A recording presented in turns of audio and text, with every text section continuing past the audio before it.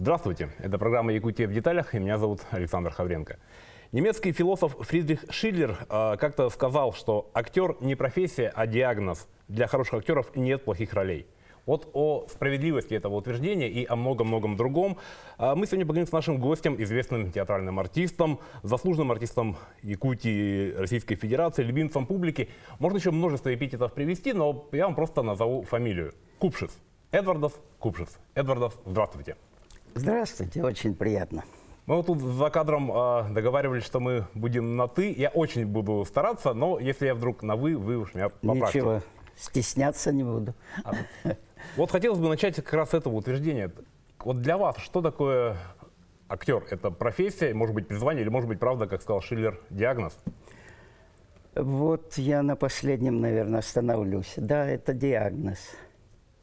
Это диагноз. Хотя в жизни бывает по-разному. Одни начинают позже как-то. Ну вот у меня как бы случай такой, что это диагноз действительно, потому что если с 3-го класса ты уже начал себя считать артистом, другие это считали, что ты артист. И все школьные годы ты уже работал, ты уже в этой профессии был, потому что много работ было уже в школе, потом в Невежском театре, потом в армии столько работы, и всю жизнь, и вот всю жизнь вот это профессия. Как не диагноз тогда? То есть полвека вы уже им болеете, Да, и не собираетесь полвека. Ну, как бы нет, были кризисы, хотел я уйти, уже наступает кризис все-таки с возрастом. Все, это не так просто все. Потому что жизнь не простая, она же диктует свои какие-то условия, все. Но чтобы я был, как вот мы говорили, Зельдин, я не из той породы. Фанатизм вот этот как бы пропал в профессии.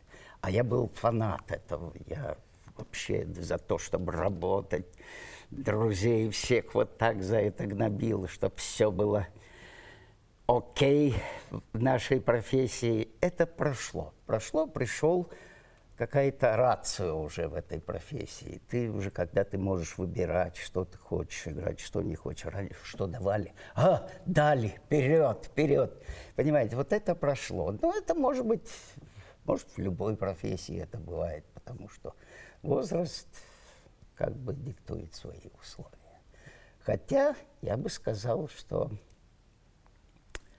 в своей профессии как бы я столько всего уже накрутил в своих персонажах, столько их переиграно, что что-то такое наступает, что ты хочешь чего-то нового. А нового все-таки очень сложно получить. Это надо, много обстоятельств должно совпасть, поскольку мы зависимая профессия. Это режиссер, это и театр, и производство, и все. Поэтому так будем говорить, что от кризисов возраста тоже мы как бы, не можешь ты быть защищен полностью от вот этого всего, от тех кризисов, которые мучают тебя, которые не дают тебе покоя. Психологи вообще говорят, что надо каждые 10-12 лет менять работу. Нет, я бы не смог. Нет, это уже все у меня в крови. Хотя я пробовал, я был и директором театра, и худруком, и преподавателем, я выпустил студентов, все не мое. Все не мое. Во-первых, я не люблю власти. С людьми, когда надо руководить людьми, это мне претит. Я всегда уходил председателем правкома, там выбирали в советское время, все. Но это не мое все. И когда я попробовал вот в Нерюнгри директором и худруком, я понял, нет, и мне...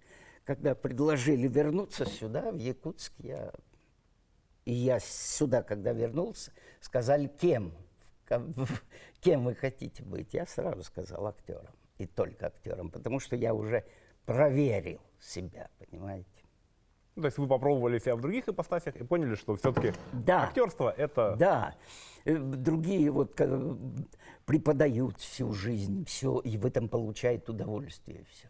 И мне предлагали еще, ну, нет, это надо любить, ну, вообще учитель, это другая, такое же призвание в этом должно быть. А если в тебе нету этого, ну, я не люблю заниматься тем, чего я не понимаю. Окей, давайте о том, что вы понимаете. Вы уже почти, как мы сказали, да, полвека служите в театре. Получается, вы пришли в период позднего застоя, и вы прошли через перестройку, через 90-е, через нулевые, вот дошли до 20-х. Вот я хотел бы немножечко остановиться на, может быть, этих временных периодах. Например, поздний застой — это Шукшин, да, у вас был потрясающий спектакль «А поутру они проснулись», Гельман, мы ниже подписавшиеся, Розовский, концерт Высоцкого в НИИ. Да. Но это же было такое, это же немножечко попахивало диссидентством на тот момент, это же было не совсем разрешено. Как вот это удалось поставить в Якутске? Понимаю, «Современник», да, например, то есть там как-то у них тоже, даже у «Современника» были с такими вещами проблемы, а в Якутске как это вам удалось воплотить? Ну, если вот к этому вопросу вернуться, тогда я должен пример привести, который вообще из вон выходящий. Когда приехал Келе Пеле, и он поставил первая постановка в Якутске, это было «Трамвай желания», который вообще в Союзе, там в Москве какие-то театры были, там, по-моему, Маяковка же поставил, или ну, очень мало постановок, а ему здесь дали это поставить.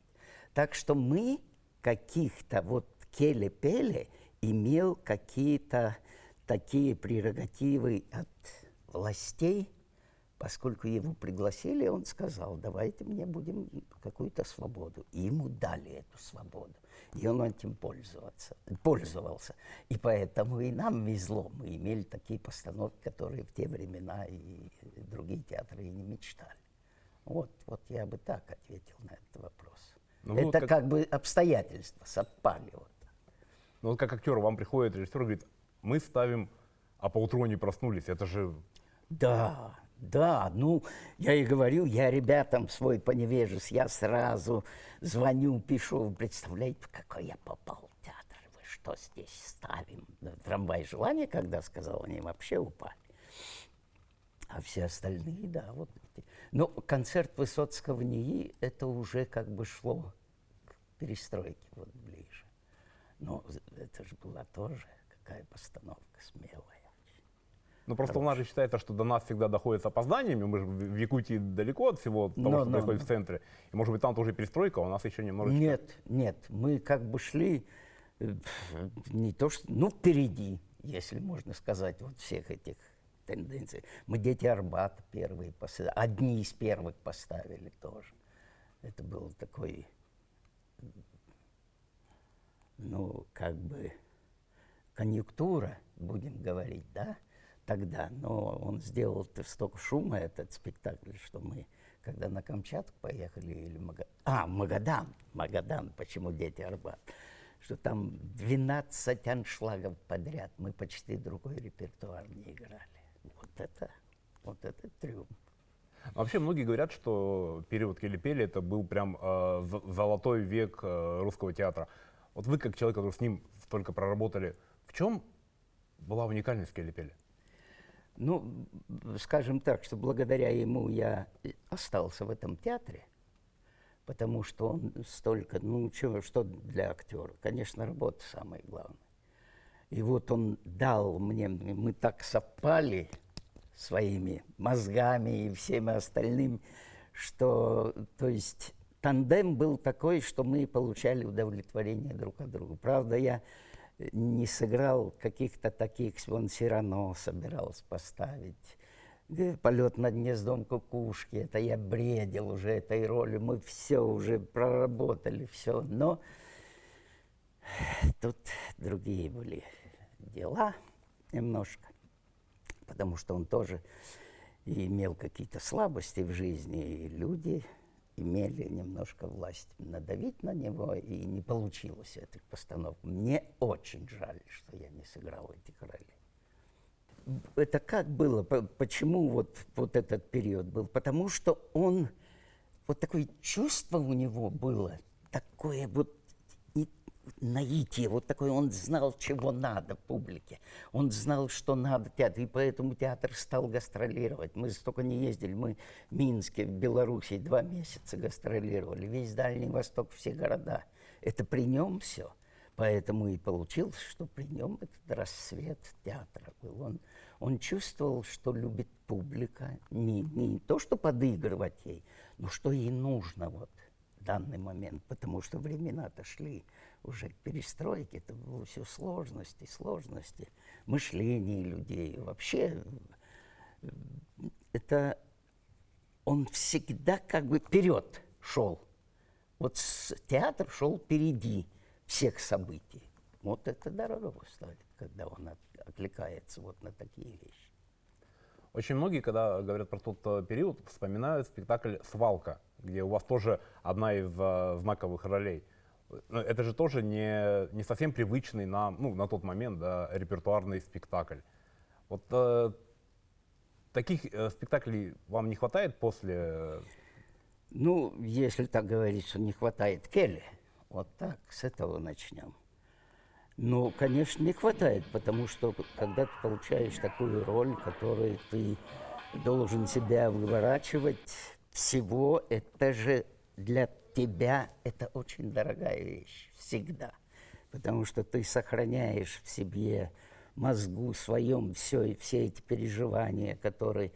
А актер уже на сцене, если ты просто так текст болтаешь или все, это же не дает никакого удовольствия. А удовольствие дает через трудности всякие. И когда ты получаешь такую роль такого человека, который проходит по жизни через все трудности, то это и тебя касается всегда. Поэтому они дорогие, такие роли. Продолжим наш экскурс. И вот наступили 90-е. Лихое время, странное время. Я знаю, что в театре чуть ли не мебельный салон был открыт в то время. Но, да, тем не менее... Да, ну вот, тоже благодаря Келли. Тоже мы вылезли, мы прошли этот период вообще без каких-то... без издержек, я бы так сказал. Мы даже зарплату нормально получали. Но спасибо, конечно, и республике было. Но и мы как-то уже стали зарабатывать все. Это тоже заслуга Келли Пелли было. Вот те спектакли, которые в 90-е годы полные залы. Но мы всегда в единственный театр, по который был в аншлаге все время были. Ну, это дорого стоит. Поэтому мы как-то не почувствовали. Хотя театр сгорел, мы перешли в гражданпроект. Вот там как раз случился «Дети Арбата» там. Вот. И ну как не гордиться вот эти? И ты не почувствовал, поскольку ты все время в работе. Ты не чувствуешь, что тебя давят какие-то обстоятельства какие-то со стороны. И поэтому мы проскочили вот эти 5 лет, когда театра не было. И та перестройка прошла, все, и пошла жизнь по-другому, все. Я так скажу, что пандемия подействовала на нас 1000 раз страшнее, чем вот эта перестройка вся. Потому что когда театр закрыли, вот это да, вот это трагедия. А все остальное, что там на улице творится, это здесь мы в своем соку варимся, работаем, все, поэтому... Слава Богу, что это есть, вот этот организм под названием театр. Вот 90-е же принято еще считать временем, когда внезапно всем все стало можно. Как-то это отразилось на театре? Театру стало можно все? Ну, были такие режиссеры, которые приезжали и хотели что-то делать. Но у нас, я бы сказал, вот я очень горжусь, что я работаю в таком театре, что труппа и руководство, и все, мы никогда не шли вот на такие... То, что Москва делала, мы видели эти, извините за слово, задницы и все остальное еще этих московских театров. И мы наоборот, у нас вот это все, что мы никогда этим не будем заниматься. Мы как бы... Не договариваясь, не говоря это, у нас не было мата, у нас не было голых на сцене. Вот это мы прошли очень, и мы сохраняем репертуар. Мы тогда, 90-е, когда нечего было... Новых и пьес не было, как таковых, но они в московские театры-то шли, чтобы денег заработать, и классику уже ставили в том же стиле. Поэтому мы... Горжусь, я говорю, еще раз повторю, я горжусь, что не коснулась вот эта тенденция, вот этого, что этим завлекать зрителей. Вообще театр место для экспериментов, по-вашему? Да, место.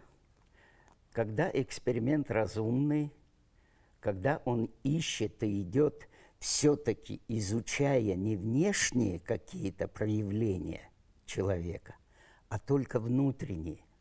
Вот тогда есть, если мы внутреннего изучаем человека постоянно, кто он такой, которого никто не знает и тысячи лет, наверное, и десятки тысяч лет, что это за создание такое, и что будет, и что дальше с ним будет.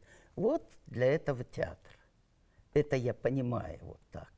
Театр, который изучает человека. А если он упивается и пытается вот людей завлечь в театр, которые только внешними, то это не эксперимент. Это просто мы хотим, чтобы побольше к нам... Потому что, ну, публика что говорит? Половина зала хочет серьезного чего-то, половина хочет развлекаться. Мы же... Есть люди, которые идут, и никуда не денешься от этого. А у нас репертуар в этом плане. Никогда вот мы не шли на этом. Приезжали режиссеры, которые пытались что-то экспериментировать, вот так делать, но они не прижились, эти спектакли. И больше мы не стали этим заниматься. Вот мы такие хорошие. Но вот неужели за всю вашу огромную карьеру не было момента, когда вы подходили к режиссеру и говорили, ну, мне не нравится вот это, давайте, может быть, не будем, или я не хочу в этом участвовать? Ну, извините, было и не один раз, и я сам лично прекращал работу. Просто, когда я видел, что режиссер не знает, что дальше делать. Ну, зачем взяться? Зачем? Надо прекратить эту работу. И это, конечно, это когда я уже имел какой-то вес в театре, когда я мог это сказать. Потому что я говорил еще, повторяюсь, что мы зависимы. Все думают, как я сейчас выступлю, я роль не получу, там все. Но нельзя было иначе. Понимаете? А вот насчет эксперимента, если возвращаться, «Пигмалион» был такой спектакль. Вот там точно был эксперимент, потому что это же классика, шоу. А мы делали, вообще, я не хотел очень участвовать, потому что я этого не люблю все. Но потом это было очень, очень даже забавно, интересно. И на гастролях мы ездили, и зрители благодарили, что это есть такая форма. Но она не была как эксперимент... безумствие какое-то на сцене. А было действительно, что те люди, которые нормальные люди, только форма существования немножко другая. Не как реальный человек, а как таковой вот актерская профессия позволяет тебе вот трактовать твой образ вот так. И получился очень забавный спектакль.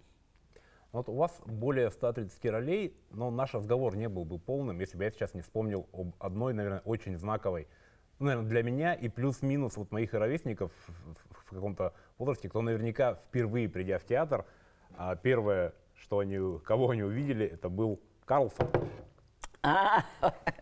Господи, какие времена! Да, это было очень давно. И я тогда вообще везде сказки все, которые шли в театре, это все были мои. Это я и «Зайка-зазнайка», и «Футынуты», и там еще какие-то. Вот. Я уже «Поневежь» сыграл, «Винни-Пуха» сыграл я там. Вот.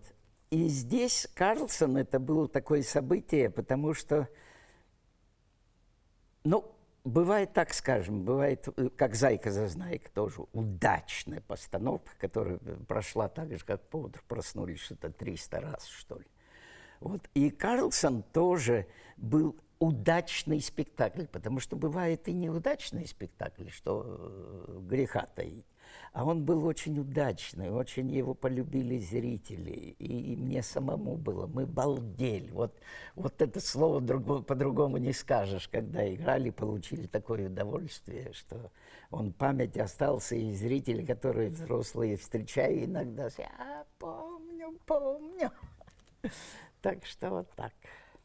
Ну вот многие, кто, может быть, не глубоко погружен в тему, да, им кажется, что детский спектакль это так, баловство. Вот вечерний спектакль это серьезно, а детский, можно так прийти в полноги отыграть, все равно же дети. Правы они? Нет, никогда. Я, во-первых, я про себя могу сказать, что я в жизни да я вообще не люблю халтурить на сцене. И никогда не халтурил никакие детские спектакли. Мне одно и то же. Я работаю в полную ногу, то что, как говорится, нет даже мысли такой, что, тут можно, знаете. Нет, я даже не растекаясь в этой теме скажу, что я этим не занимаюсь. Да и вообще у нас в театре, правда, вот такая, какая-то труппа у нас такая, какие-то, мне даже все честные такие, все порядочные в этом плане по отношению к работе. Какие там люди бывают разные, и без недостатков, и я сам. Но на сцене мы очень честные. Поэтому и театр такой имеет такой вес в республике. Но вы сейчас в театре как раз корифей, вы такой старейшина. И уже несколько поколений молодых актеров, которые когда-то пришли молодыми, сейчас они там уже бабушек играют. Да. Как у вас, у старшего поколения выстраивалось отношение с новой кровью? Вот то поколение, которому я принадлежу, какие-то, я не хочу, конечно, об ушедших чего-то плохого говорить, но там было то советское время, что народный это уже такое, что, ребята, и то не все. А сейчас я вообще с этими ребятами одинаково чувствую. Я даже молодею, когда они есть.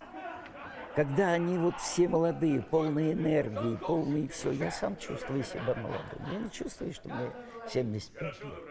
Я вообще даже не думаю об этом. Не считая того, что с чем надо считаться. Когда выходишь на сцену, уже так Карлсон не поскачешь. Понимаете? Но вот в этом плане. А так... А помните тот момент, когда вы подходите смотреть «Приказ», и вместо Эдварда Скупшис главный герой, написано папа главного героя? Это не папа, это был такой один эпизод, который мне так остался в памяти, и я получал такое удовлетворение, и гордость такую, когда приехал режиссер ставить Эзопа. И все говорили и знали, что это играть будет Антонов. А когда приехал режиссер, он сказал, нет, будет играть Купшис. Это я не слышал, я просто пришел к расписанию, и я стоял и пошел уточнять. Я говорю, может, ошибка. И я сыграл такую роль, которая оставила след огромный в моей биографии, как актерской, как человеческой. Это такая работа, которая стоила много сил и много удовлетворения актерской. И гордость собой, что ты мог это сделать. И оценка зрителей, и все. Это когда совпадает все.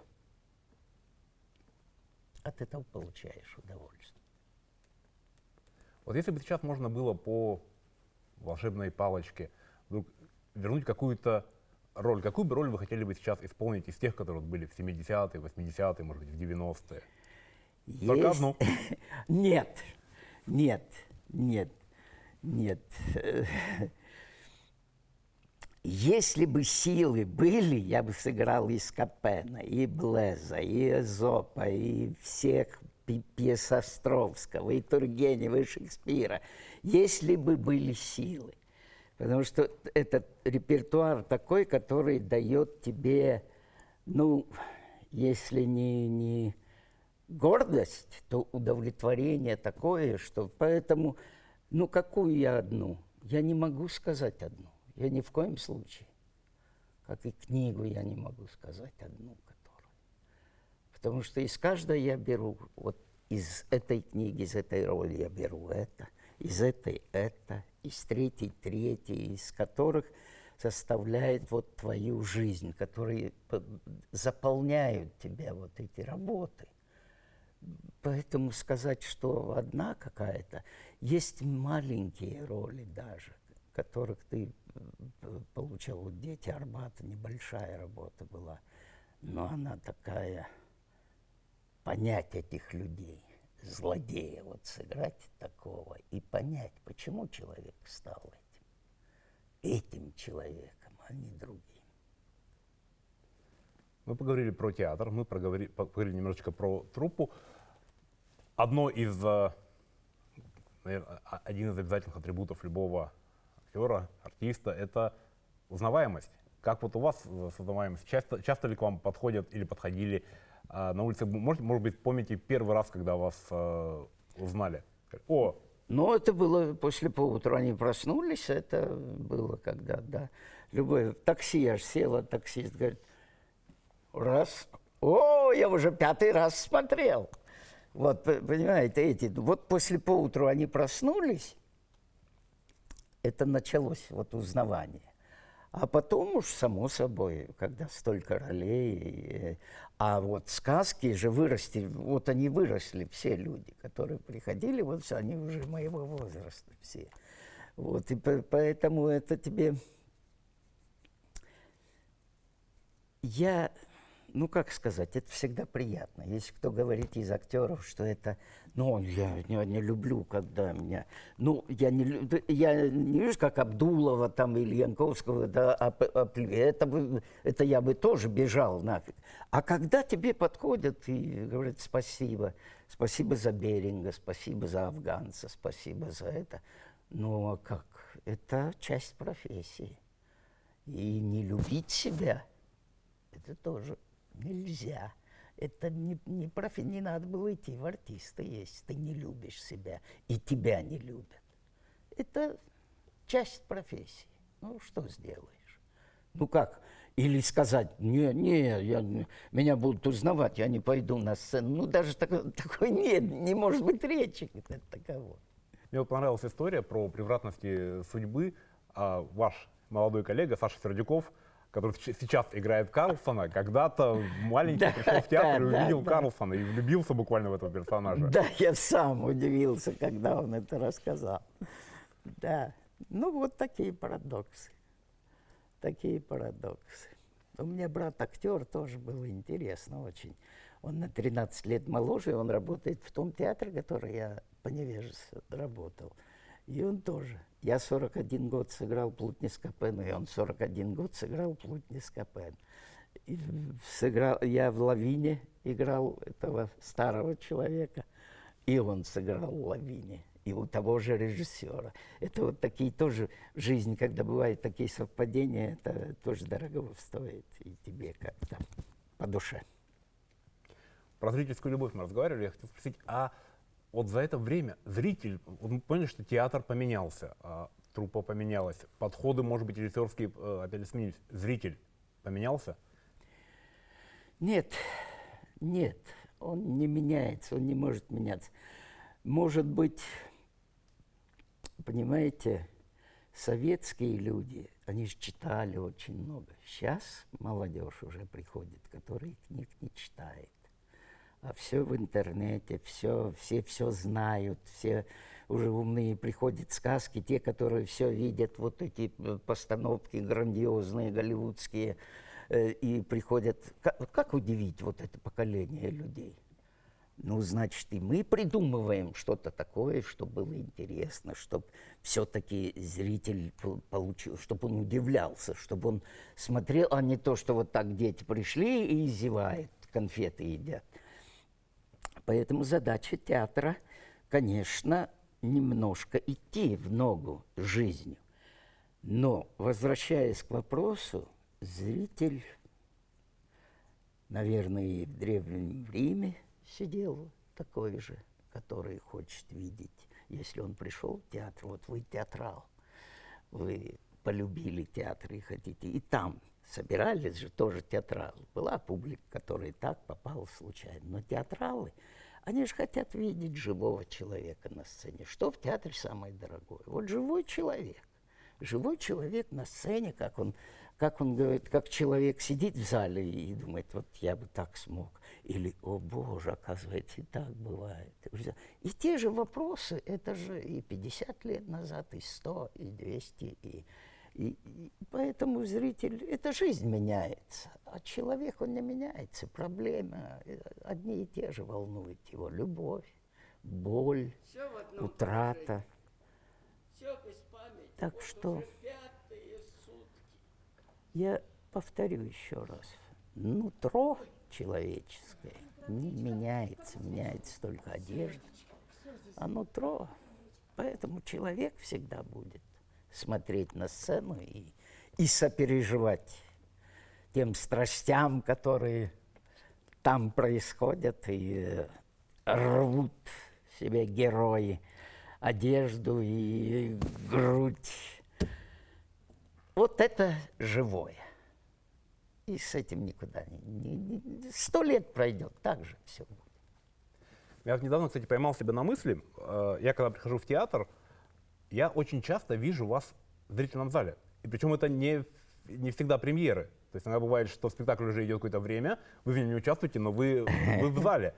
Вас театр не отпускает или почему вы? Нет, я вот где-то о кризисе, когда я сказал, кризис есть кризис, он во всем наступает. Когда раньше я ездил в отпуск, я в Москве, я все театры я смотрел, все. Сейчас, видите, есть возможность, ты все знаешь, ты все читаешь, ты все. И уже когда знаешь, как-то, понимаете, раньше нас пускали, там, сейчас 15 тысяч платить я не хочу. Из принципа я не хочу. А то, что я захожу в зал, мне интересно, как работают твои коллеги. Я вообще зритель. Как зритель я очень благодатный, потому что я не ковыряюсь, если я вижу что-то, что-то не то. Скажу, коллег, что ты там делаешь? Нет, потому что наша профессия, во-первых, ты всегда можешь обидеть человека, чего я не люблю делать. Во-вторых, у каждого есть ошибки, у режиссера есть ошибки, у актера есть ошибки. Поэтому я люблю посмотреть иногда, как работают коллеги. И я вижу, что действительно у нас гордиться нашим театром, нашей труппой можно. Точно. А вы, как актер, вы чувствуете ответственность за то, что вас назначают инженером душ, что вас назначают каким-то воспитателем в каком-то даже смысле? Нет.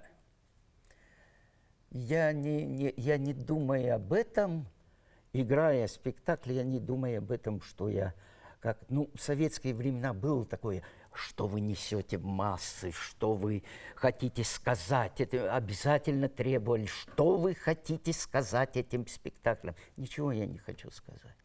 Я хочу сказать, чтобы человек задумался, я хочу сказать и показать, что бывает с этим человеком. И другой важнее темы не будет, кроме изучения человека.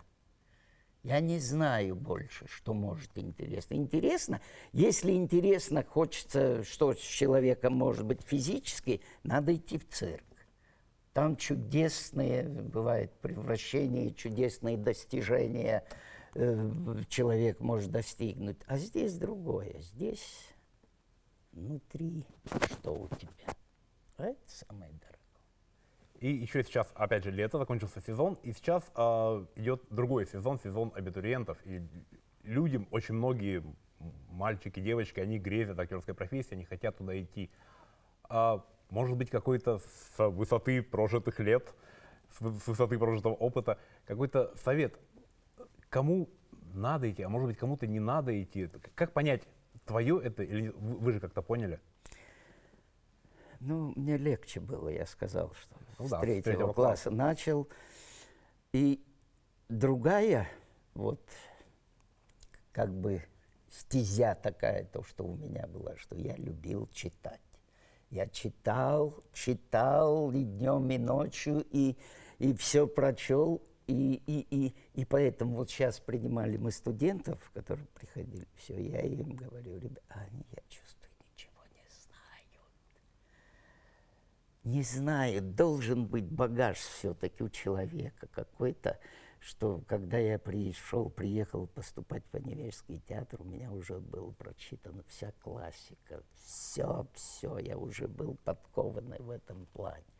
Человек какой-то имел багаж. И поэтому те ребята, которые пустую только интернет читают и все. И то бывает с человеком метаморфозы вот такие, что если Бог дал там что-то, помазал его вот в этом деле, талант, то он... Кто-то из великих актеров сказал, Господи, какой же это человек гадкий, и все, но на сцене Бог. Вот театр тоже, когда такие... Я ни в коем случае не говорю, что надо... Хотя Мельтинис, мой учитель, говорил, идите куда-нибудь, попадите в вытрезвитель, что-нибудь поймите, как надо жить, пройдите в больницу, в тюрьму, убейте кого-нибудь, когда уже в раж входил. Ну, чтобы вас растеребить, твое нутро человеческое, чтобы не быть такой, знаешь. Потому что талант состоит из многих составляющих. Вот. И поэтому... Ребятам, тем, которых, отвечая на ваш вопрос, я бы только сказал, ребята, читайте все в книгах. И беритесь, не просто прочитайте, как в школе, что там просмотрел содержание. Нет, читайте, изучайте. Может быть, одну книгу я читал по нескольку раз, книги Достоевского, Чехова. Что брать что-то такое, что тебе близко. А если тебе ничего, ты не можешь, тебя не интересует это ничего, может, не надо идти в эту профессию, надо подумать, когда есть время еще, когда тебе 16-17 лет. Мой учитель говорил, что я бы с удовольствием брал ребят уже с 13 лет, тогда я могу вырастить. А он так актеров выращивал по невежеству. Все Банёнис, Бабкавск, Масюлис, это все были... Его дети выросли, и которые выросли в знаменитости мирового масштаба. И у меня остался последний вопрос. Он, может быть, немножечко покажется вам неожиданным, но тем не менее. Я знаю, что одной из главных причин, почему русский театр в Якутске обрел великого актера Купшиса, это то, что в Казахстане водятся змеи. До сих пор боитесь змей? До сих пор, когда я приезжаю в Литву, я по лесу уже, брат, так, что-то в этом году много. Все, а дом что-то только по дороге в город, городок маленький за озером. Туда, а по лесу я уже, хотя я грибник, я так люблю по лесу ходить. Я поэтому обожал в Якутске лес. Ни змей, никаких паразитов, ну, кроме комаров. А в то время, когда комаров нету, ходить по лесу в Якутске, можно лечь и спокойно лежать. Я упивался в Литве, я этого не могу, потому что там гад может подползти. Хотя отец у меня был, который ужа вот так, ну, хотя он мне говорил, что это змеи, я так на шее нормально носил, все. А я вот от этого, наверное, может, от этого у меня пошло, что это. Очень не люблю, вообще не люблю, вот это меня коробит, если я увидел, что он ползет. Мне тараканы могут ползти где хочешь. А вот змеи не знаю почему. Не знаю. Но благодаря этому Да, благодаря этому, потому что да, так случилось, что... Ну, я знал, что на юге это есть, но потом, когда мне коллега написал, что так бывает, что змеи так ползают в библиотеке по книгам, то спасибо, не надо. отлично. Ну что ж, огромное вам спасибо за то, что с нами Не сегодня за поговорили. что. Было Не за что. очень-очень интересно. Не за что, спасибо вам, что вспомнили старого ветерана. Это была программа «Якутия в деталях». Смотрите нас каждый день по будням в 19:15. Расскажем, чем живет Якутия во всех деталях.